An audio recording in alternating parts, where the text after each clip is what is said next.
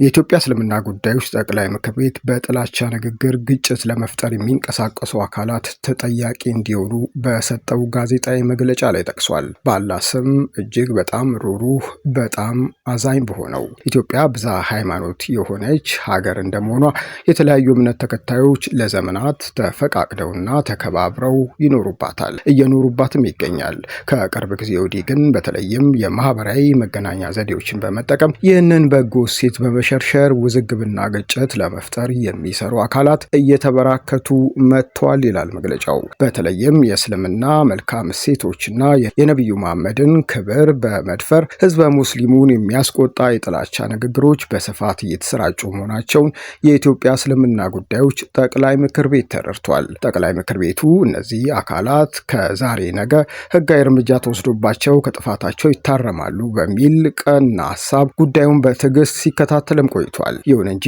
ጠቅላይ ምክር ቤቱ ችግሩ ከዚህ በላይ በትዕግስት መመልከት ውጤቱ የከፋ በመሆኑ የእስልምናና የነቢዩ መሐመድ ክብር የሚነኩ አካላት በህግ ተጠያቂ እንዲሆኑ ለማድረግ ከየትኛውም አይነት ተግባር ቅድሚያ ሰጥቶ የሚሰራ ይሆናል። የጥላቻ ንግግር በየትኛውም ወገን ቢሰነዘር ጠቅላይ ምክር ቤቱ በጽኑ እንደሚያወግዘውና ተጠያቂነት እንዲሰፍን እንደሚሰራም መታወቅ አለበት ይላል ጠቅላይ ምክር ቤቱ ያወጣው መግለጫ።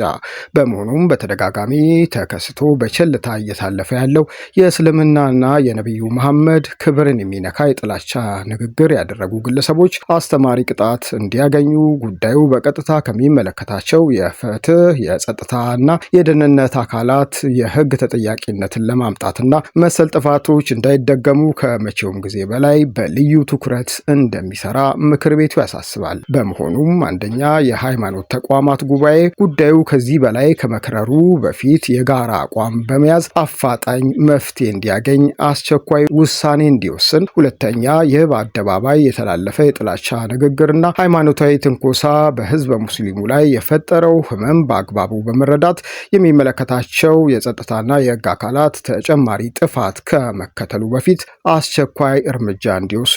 ሶስተኛ የሰሞኑ የጥላቻ ንግግር ምንጩ የተራ ግለሰብ ቢመስልም ከጀርባ የአጀንዳና የሀሳብ ተጋሪዎች ያሉት በመሆኑ ህዝባዊ ቁጣ ከመቀስቀሱ በፊት የሀገርና የህዝብ ጉዳይ ያገባናል የሚሉ ሁሉ ከጠቅላይ ምክር ቤቱ ጋር በመቆም ትንኮሳውን እንዲያወግዙ። እንዲሁም አራተኛ ወቅቱ በሙስሊሞችና በኢትዮጵያ ኦርቶዶክስ ተዋሕዶ አማኞች የጾም ወቅት እንደመሆኑ እንዲህ አይነት ከሃይማኖትና ከኢትዮጵያ እሴት ያፈነገጡ የጥላቻ ንግግሮች የሚገሰጹበትና የሚታረሙበት የጽሞና ወቅት እንዲሆን ጥሪያችን እናቀርባለን።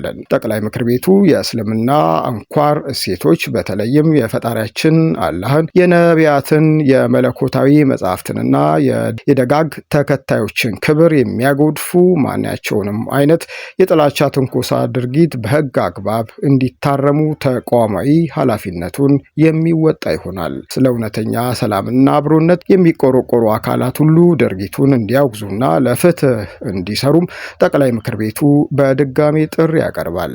የኢትዮጵያ እስልምና ጉዳዮች ጠቅላይ ምክር ቤት፣ አዲስ አበባ፣ ኢትዮጵያ። ይህ ዛሬ የወጣ መግለጫ ነው።